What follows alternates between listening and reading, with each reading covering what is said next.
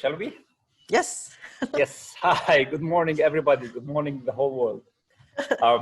To just start with, it's the first time I do a webinar, so please excuse me if I do a flip here or something there. So it's a first time experience. Yeah, so my name is Fadi Bayoud. I work in the engineering and construction industry.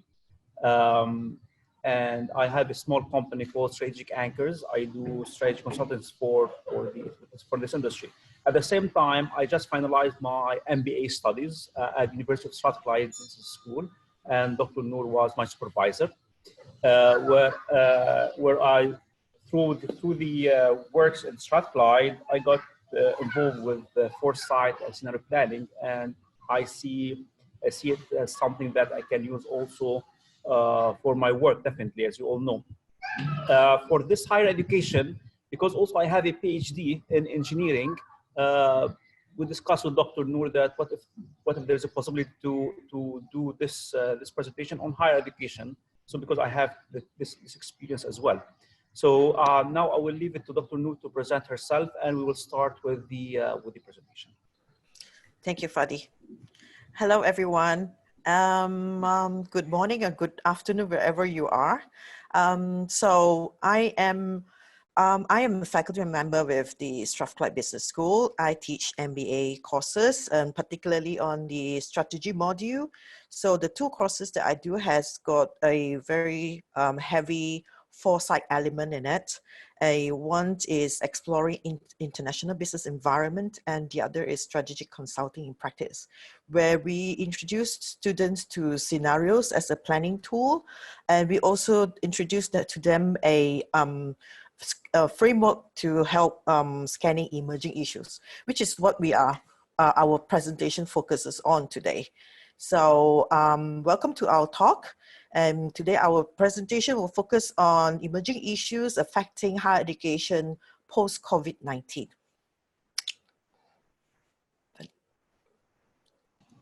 Okay, so yeah, thank you, Dr. Noor.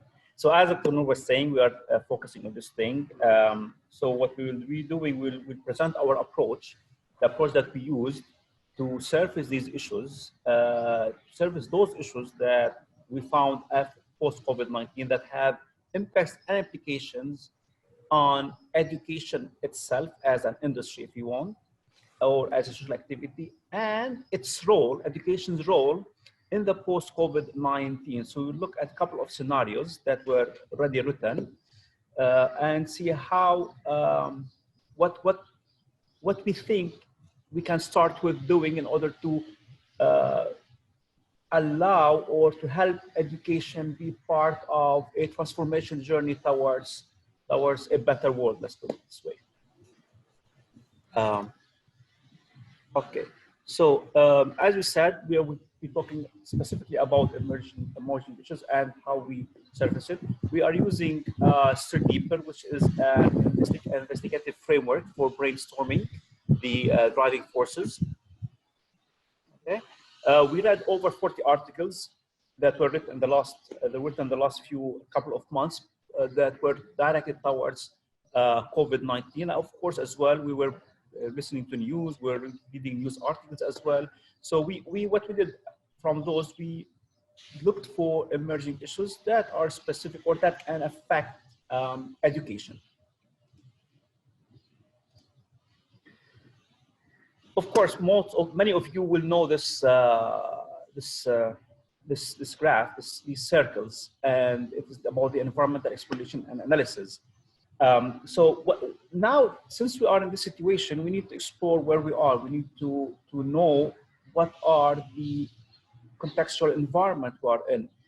If we will not be looking at the organizational environment per se inside education, we will not put like inside universities or schools, we'll not look at the industry itself. We look at those, and we look at the environment within which our industry or the industry of education will be involved in. So to do that, we talk about perceiving, which most of you might know that it is one of the steps, one of the first steps towards foresight. So we want to build a strategic radar, identify those factors affecting the education and its operating environment. Okay, we anticipate also new factors that may affect this industry in the future. Okay, so when we do the external contextual environment, we have many methods, and one of it is, or frameworks. One of it is stir deeper. Okay, and we'll talk about stir deeper in a bit. So from stir deeper, using stir deeper as a framework, we will find driving forces. Driving forces is loosely defined as a dynamic action, phenomena, or trend that you find in the news or in articles or in discussion of people or in conversations. Okay, it is this dynamic action, phenomena, trend, or movement. For example, prevailing economic conditions, which leads to some form of change event. Prevailing economic condition can lead to a government reaction or investor reaction or just name it, which then generates uncertainties. Okay, of course, we're always living in the uncertainties, and we all know about VUCA, and we are now, I believe, in the peak of VUCA now. Okay, which can, for example, uncertainty based on the government reaction can be a recession or can be have social unrest or. So this is what a driving force is. It's something that makes a long-term effect on society. So through reading about current and past events, we identify the broadest range of driving forces in the contextual and transactional environments that will impact the focal question, which is the role of education post-COVID-19. The objective is to capture a multiplicity of external wide-ranging forces, factors, trends, events, and uncertainties, and classify them based on the stir deeper. Okay? What is stir deeper? It is simply an acronym for society, technology, industry, resources, demographics, economics, environment, politics, energy, religion. Think about it like PESTEL. Okay, PESTEL is just one of the frameworks. Stir deeper is a wider range of a framework with wider range of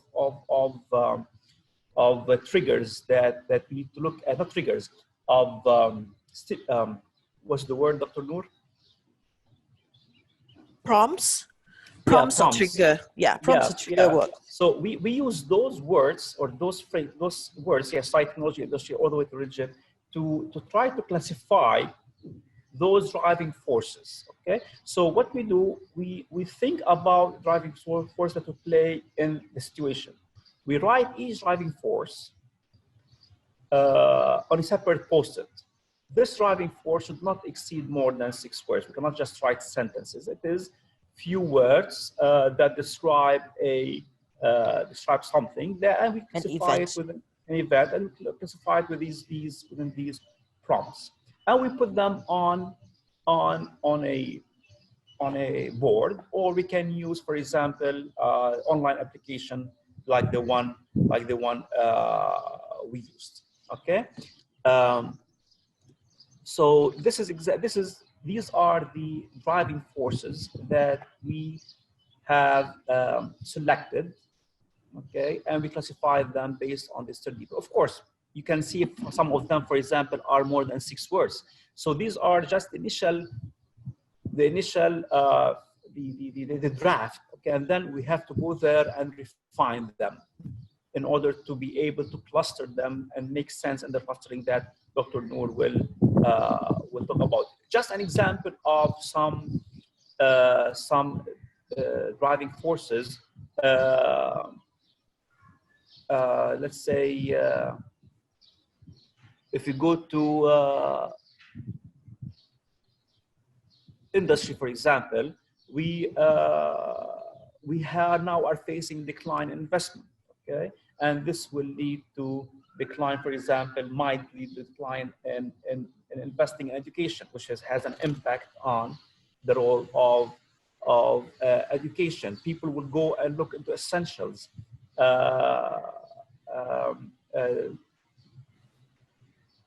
So So also devotion of more effort, dedication, and programs and research.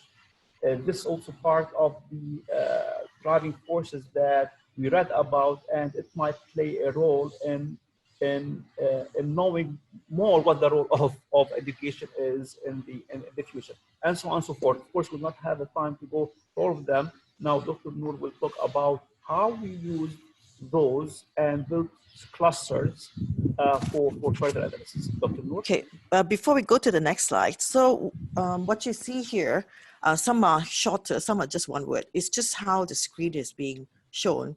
If we were to go onto the proper software, this is a screenshot. So if you go into the proper software, you can actually see the whole phrase of, you know, what we picked up from what we read. Okay, the next slide. And so what we do after this, once we have pulled out some of the events or forms of change and trends that would have an impact in the future, we will cluster them.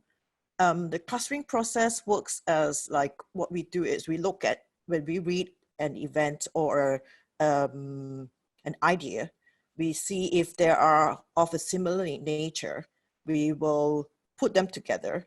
And the first thing to do, of course, is to remove duplication. And then we pull the ideas or events that are similar in nature. So we group them using some kind of organic taxonomy, very flexible. And then we examine large cluster to ensure that there's no more than one primary driving force per cluster. So then there's no right answer in this. It's just, you know, the beauty of doing a post-it or on a whiteboard is that you can move things around. So it's the process that makes it beneficial. Like people, you know, when you're in a workshop that you sit together and you discuss, and this gives us a better understanding in terms of what are we facing, what kind of forms of change, and that has got an impact on what we are doing. Okay. Right, next slide, please.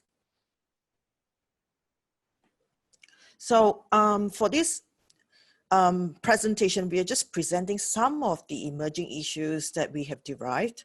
And why we're doing this is part of a broader project where we're looking at how universities should respond and how should we react as a university in the face of change brought about by COVID-19. So some of the emerging issues are here. Next slide.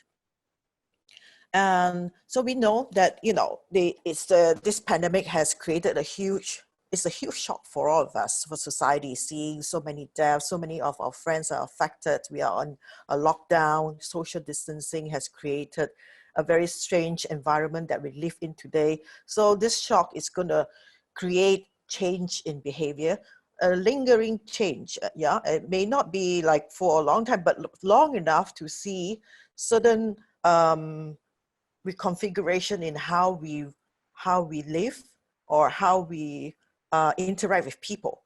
And there will be people who feel like they have a sense of loss of control, they are emotionally disturbed. And but because of what is happening now, before we will say, oh, I don't like facial recognition software, it is intrusive, I don't have privacy.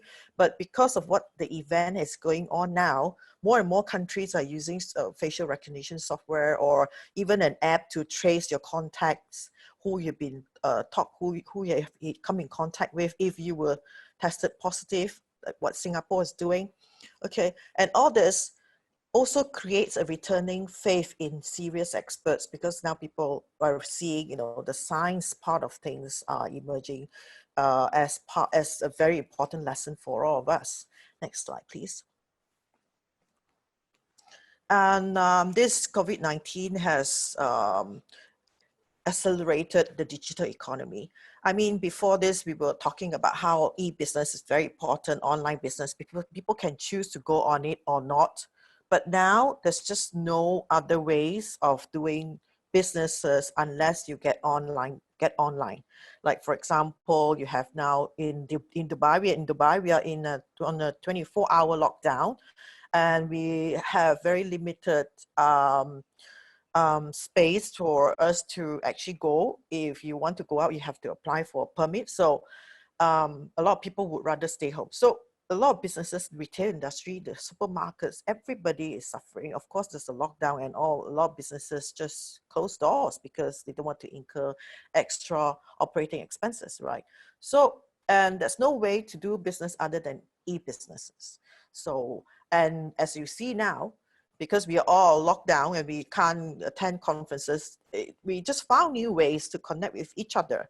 Zoom has become one of the most highly valued company. It seems that is more, the value of Zoom is now more than what, 3 or 4 US airlines add together, right?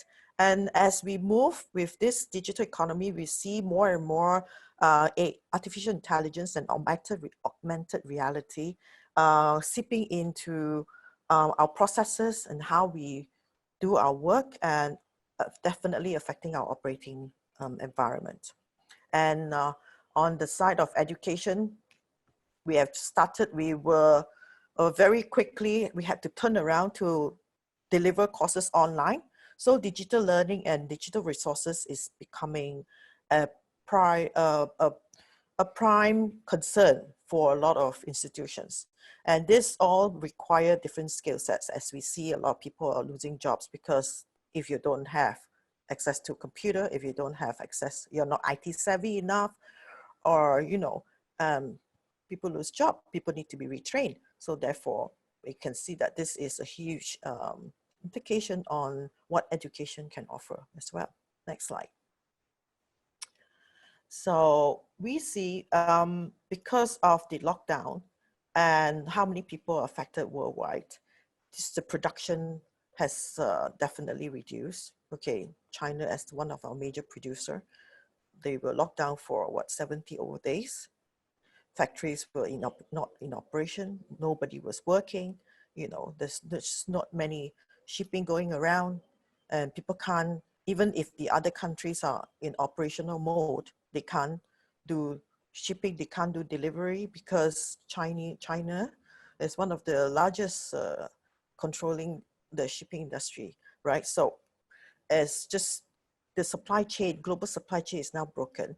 So they are now more and more people are relying on local producers and produce. Like for example, in the UAE, we now have more hydroponic vegetables grown locally. Even this is a desert, right? People would think that this is the last place that we could produce vegetables, but we have a huge vegetable farming in Al Ain. And also, like, we have our own chicken and eggs. So there will be no short supply because there's now, it's a return to more reliance on local producers and produce. And some community turn to developing community cooperatives for rebuilding social coherence, social ties, and resilience, because people feel like, you know, they are now broken and a lot of people are dispersed. And we've lost contact with, you know, so many of our relatives. It's just how people process this crisis is unimaginable. So the community cooperatives actually provide a network to help people rebuild the social ties and become better. Next slide. And we see how COVID-19 has actually changed the perceptions of students choosing where they would like to go, okay? And the perception of personal safety in a foreign land now becomes a one of the highest, you know, one of the most important criterion for you to choose a country. You know, if they look at the country that do not provide proper healthcare, do not take care of people, or healthcare is too expensive, I won't be able to stay in that place if I am a student and I can't, let's say I can't afford, you know, going to hospital. Looking at how people are being treated in times of crisis, people actually form a set of perception on how those countries actually welcome or take care of its people. So there'll be perhaps more local institutions will start to set up, and even more virtual internationalization. So we'll possibly be looking at more and more students studying at home but studying with an international university. So internationalization has become more virtual. Okay, and because of this crisis, we see that students couldn't get back to the university in different parts of the world, in Australia, in China, or China can get out. Okay, so those universities who used to rely on fees from foreign students now need to rethink their funding model. Next slide. This COVID-19 also brought about a lot of issues and made us realize, I think we do realize, some of us, that there's always a political agenda in education. There's always political agenda in healthcare and pharmaceutical, economic and financial systems. But now with this pandemic, all these things are surfacing, and people can actually see how politicians are actually handling it, governments are handling the situation, and it just revealed to us the kind of systems that we have been living in. And sometimes we don't even question it because it has been with us for so long. We've just been, a cog in the wheel. We're just doing our part. We're not thinking big and far enough to say that, okay, yeah, they have, we always know it. I can't help it. The system made me do it, So what can we do? Now, this pandemic is actually showing us that, the world is broken. Our financial system is broken. Okay, our education system may not be up to speed. What is happening to our healthcare? Okay, next slide. So I think I will pass this to Fadi. So Fadi will do the post-COVID-19 scenarios with you. Okay, thank you, Dr. Noor. Now, will be a bit confusing. Maybe I'll try as much as possible to make it to make it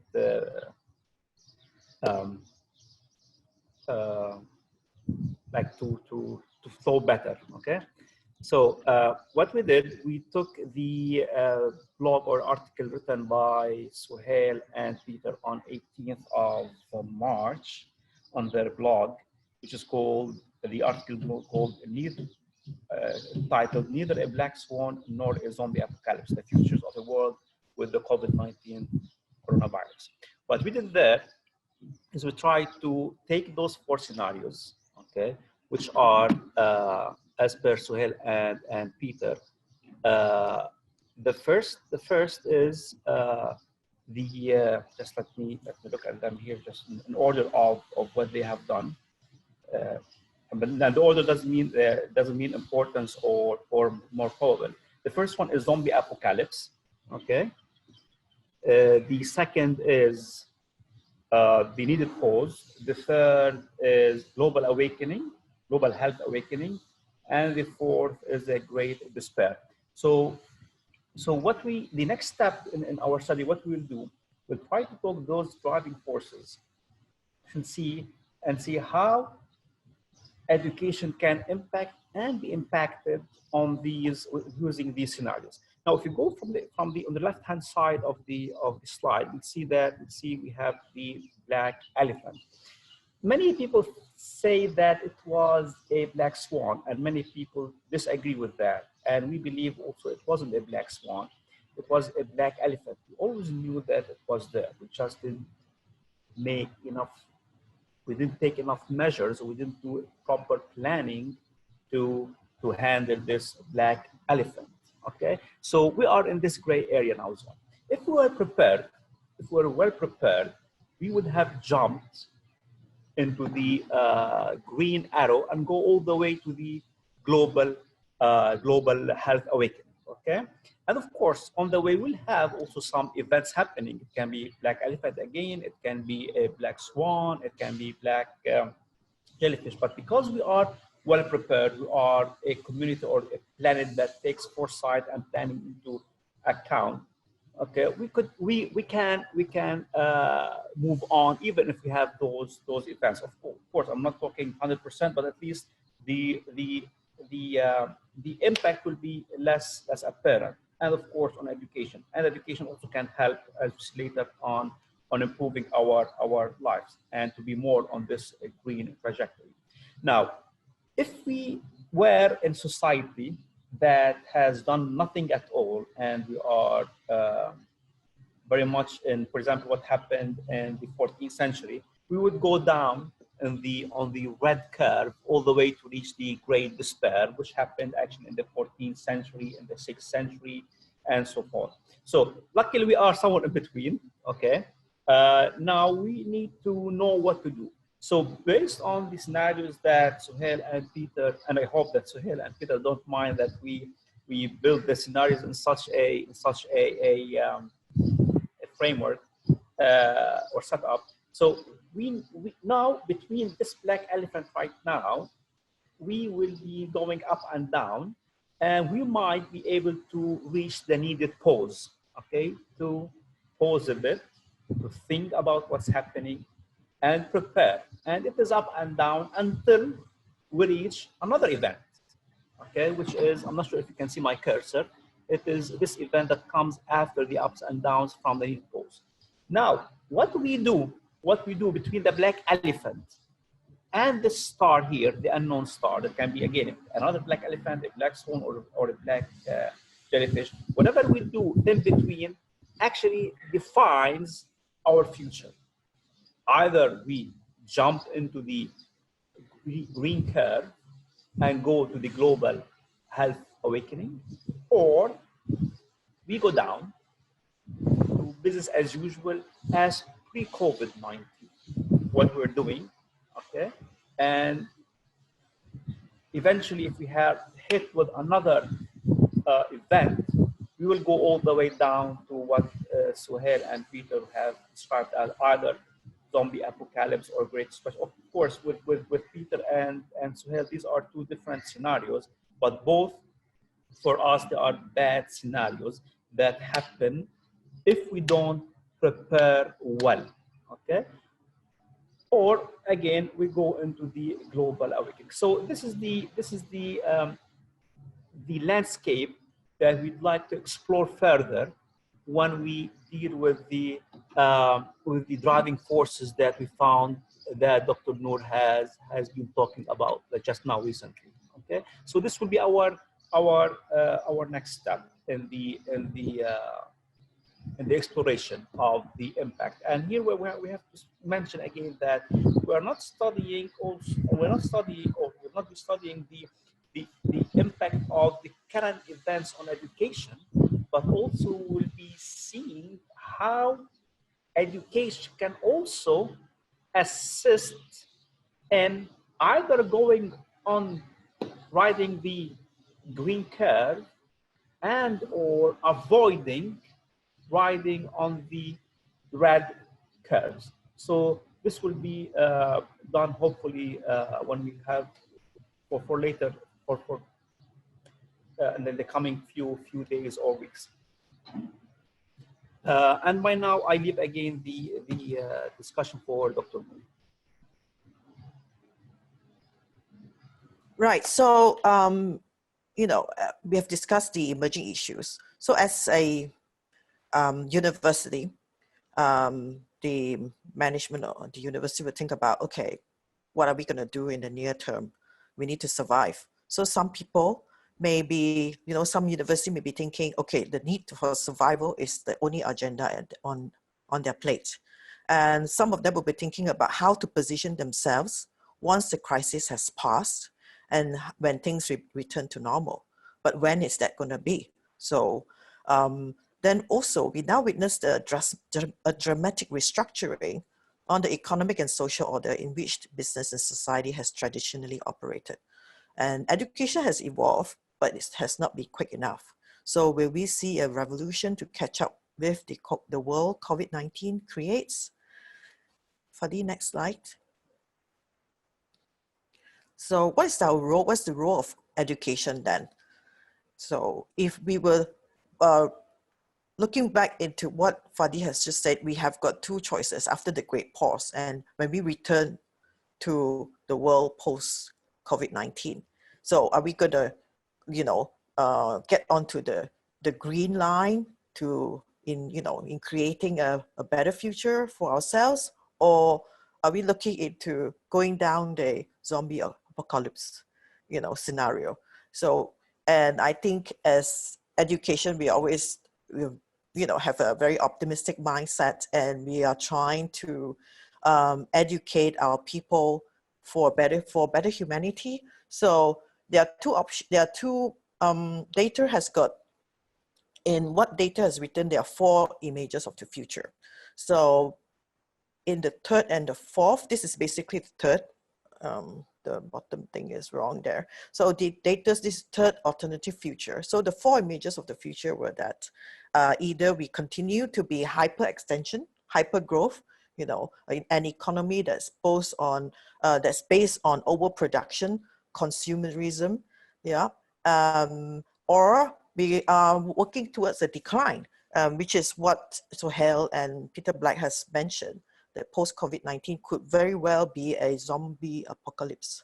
But do we want to get there? Or do we want to, educate and prepare our society for a more conservative kind of economy, whereby we are, it's based on survival and fair distribution and not on continued hyper economic growth? Okay, so next slide. Or this is one option. So the second option is, the second positive option would be to educate a transformational society. And as we all know already, that our one of the possible future that we are seeing is that we are relying so much on the power of technology. Okay, we're looking at robotics now, artificial intelligence is everywhere, genetic engineering, nanotechnology, it goes on and on and on. So we are anticipating and we welcome the transformation of all life, including humanity from its present form into post-human form, where it's entirely artificial. Do we want an entirely artificial world? So, in this, it looks like our economy or our system or the society is moving towards a very transformational society. But can we have a balance between the third alternative future and the fourth alternative future? So yeah, so I think that's where education comes in and play a huge role. Okay, next. I think that's all from us. So thank you very much for listening, and I think we have a message from the host saying that this is our time. Oh, okay. That's the question actually. What do you believe are the drivers for global awakening in emerging markets? Fadi, global awakening in emerging markets? Let me see, which one is it? What do you believe? Okay, what do you believe are, well, when you do driving forces, you try to channel your search and your thinking towards an industry that you want to discuss. Now, when we talk about emerging markets, this will require a different exercise because the triggers or the prompts are different than education, except if you are saying that what is the impact of education in the emerging market. This becomes a question that we can answer right now. I'm not sure if you agree with me, Dr. Noor. I think the analyst is asking what are the drivers for global awakening, meaning like why is this global awakening in the healthcare happens, I think. What is she? So what is the impetus, like what makes us realize that there should be, a change? I think what we're seeing is right now is awakening enough, I suppose. We have a public health emergency. There's not enough, there's not enough. We are working on very scarce resources. Even retired doctors have to come back to work. So, and healthcare is too expensive and nobody have access to it, right? So what is going on? Is this even humane? Can we actually leave? Like cannot even afford to leave. Just leaving is expensive, right? So I think that's a global awakening for me. Okay, another question is, what is the immediate... Before that, Sorry. please, Escobar is also saying yes, he's asking about the impact of education in emerging markets. So I believe you answered that, Dr. Noor? Or, yeah, I think so. Yeah. So of course, when we talk about emerging markets, things depend on the global policy of those countries. So it can be how to put it. It can have a positive or negative, depends. Oh, actually, I lost my train of thinking. Sorry about that. Come back to you. Can we I'll come back to you, Escobar. We have quite a lot of questions. We have quite a lot of questions here. I'll come back to you, Escobar. Okay, what is the immediate educational institution response to enable global health transformation? Immediate response. I think education, immediate transport, what you are seeing now, they were like putting the final year students, medical students and final year nurses on to work straight away until hospital. But I think, yes, it's easy to, trigger an action reacting to the situation. But what we are looking at emerging issues, how it has an impact in education in the longer run. But that's why we were putting out the scenarios for you to look at and see, if we don't do something, we are going to a collapse. We will approach a collapse in the society. It's not whether we will, it is when it is going to collapse. So that's why education play a longer term role in educating a society to be more transformative and conserving, not conservative. Okay, the next question. Do you think if I may answer that, yeah. If I may answer this one, do you think we have quite a lot of questions, so don't take too long, yeah. Okay, do you think that this will change education to become more based on mentorship and non-instrumental relationships? Well, it is both and. Personally, I don't believe that the whole thing will change in terms of setup, but its role needs to change. Its role needs to be transformational. Now, how we do education, it will be both and. We'll keep the classical way of doing education, we'll keep campuses, I believe. It will be there because there are certain things in education you can't just have in this Zoom or online thing. You have to have face-to-face things. So it will be both and. Of course, now more online, more education will be ongoing, but we still have to have the old way of doing education. Yeah, and I think what we are focusing here is a systemic change rather than a tactical action plan. It's a systemic change, meaning what has education been focused on that has created a society that is, easily broken, that has created a society that subscribed to an economic system that is, that creates a small group of people who holds 80% of the resources in the world. How did we create it? How do we come to a state like this? So what we are saying is we need a systemic change in education, not just tactics, not just how we deliver classes, whether it's online or not. Yeah, there'll be 1,001, ways of doing things better. But if the underlying ethos and philosophy of education not changing, it's not going to be great. So what are your early insights on impact based on emerging contexts and university as an enterprise? Yeah, this is precisely what I just said. University has now become an enterprise, and it has become we have commodified, education. Education has now been, something that we sell as a product rather than a public good, rather than a society, building a society, building a nation. Yeah. But Abel Lim said, we have discovered and possibly accepted a new way to live.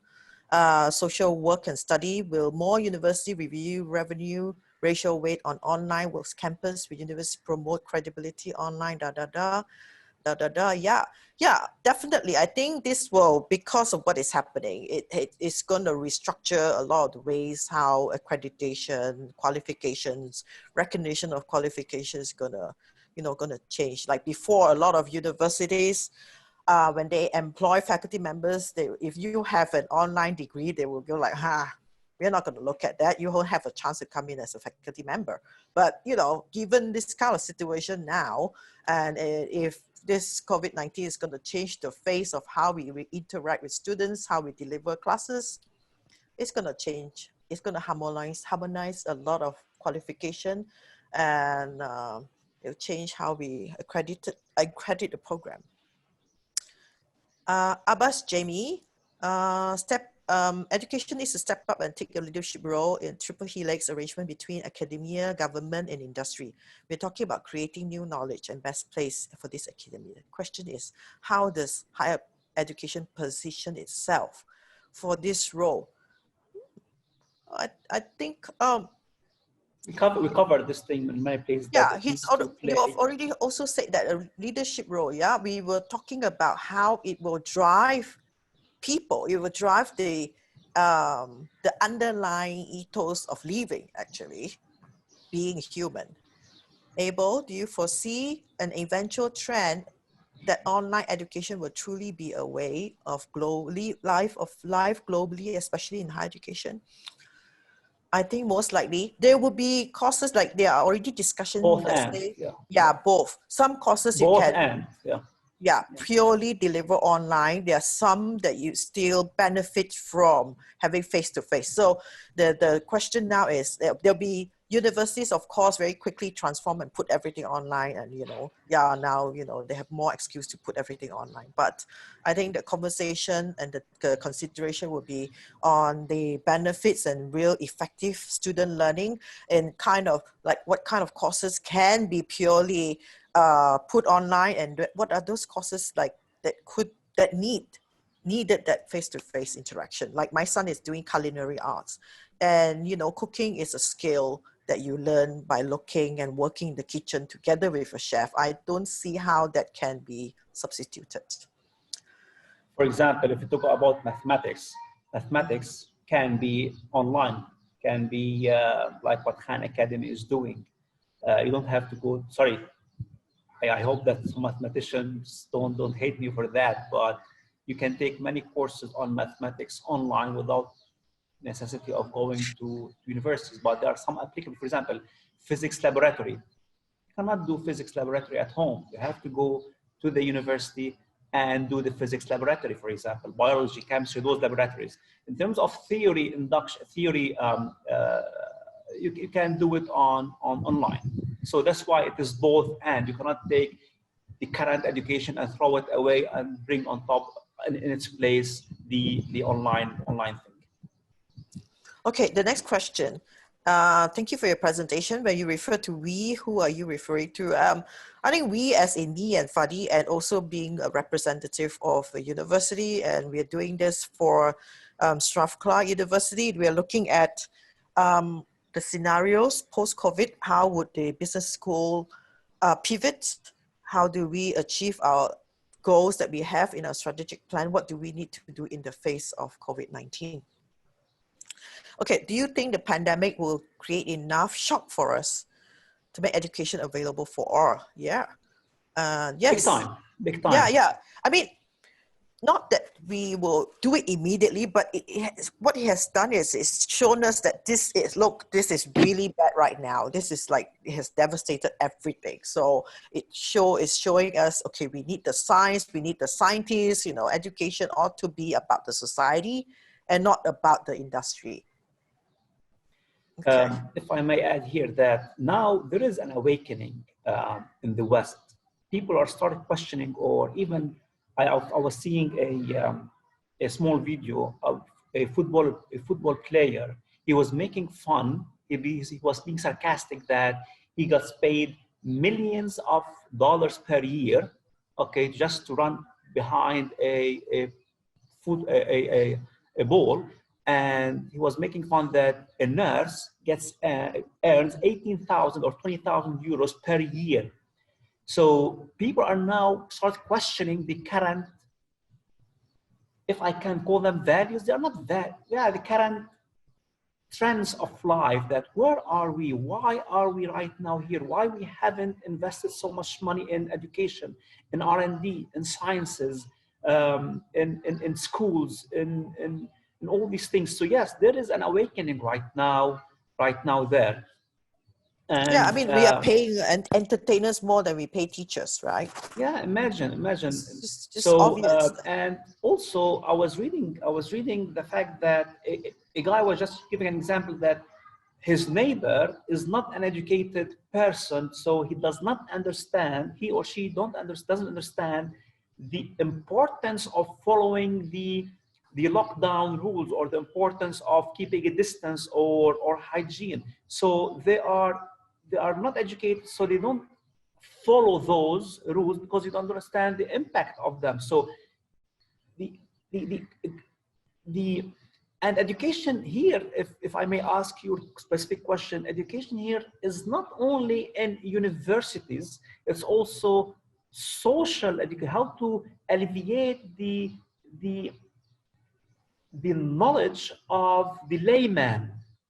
And this by not letting him or her laying the whole day on the couch watching a game, or watching those stars, whatever they wear, whatever they buy, whatever they drink or eat. Sorry, I don't want, I look like criticizing the current style that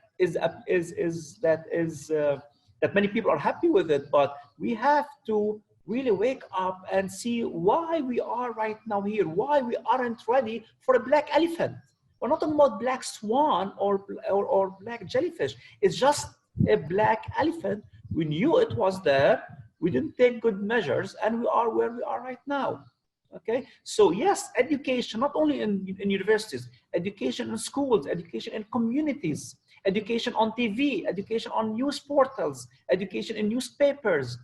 The whole thing, the whole globe has to come together and raise the awareness of the human beings. Not necessarily everyone knows how a virus is created, or what it does specifically in a certain cell, but at least when we talk about hygiene, about safety, about numbers, people would, yes, this is important, we have to listen and act accordingly. So this is another form of education that is way wider than what we are trying to achieve or trying to convey in this presentation. And thank you for this very important question.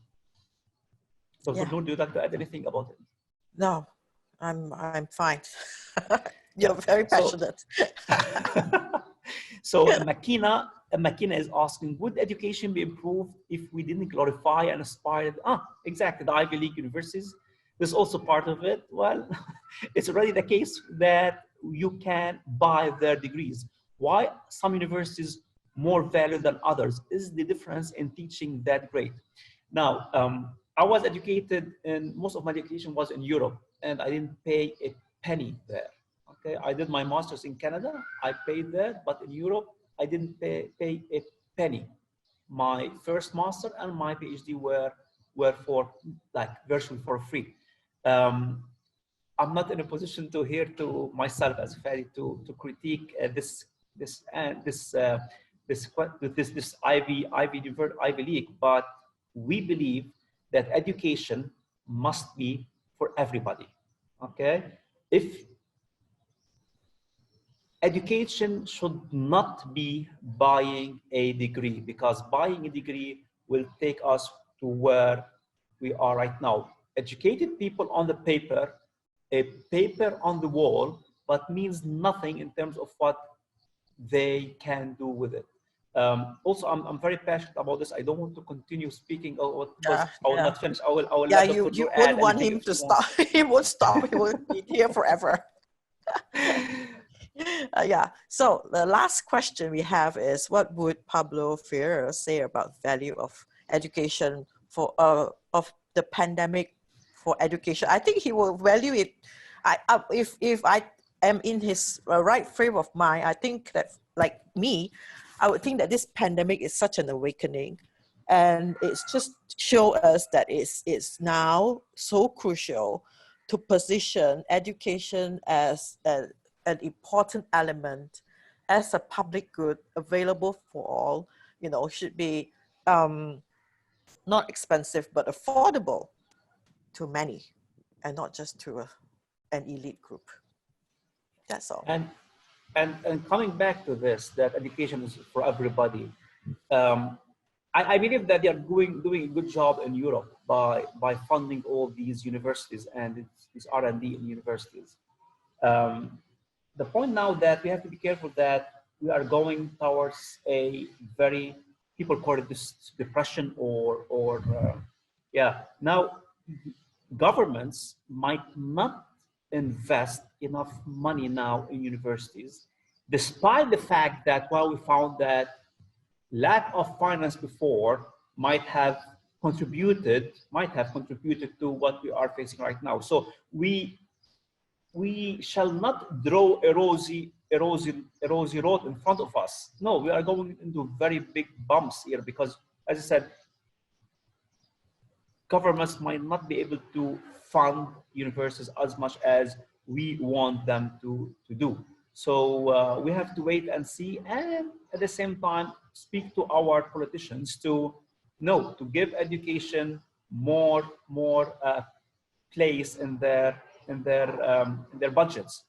And maybe of course, one of the participants up there mentioned that to turn university into an enterprise.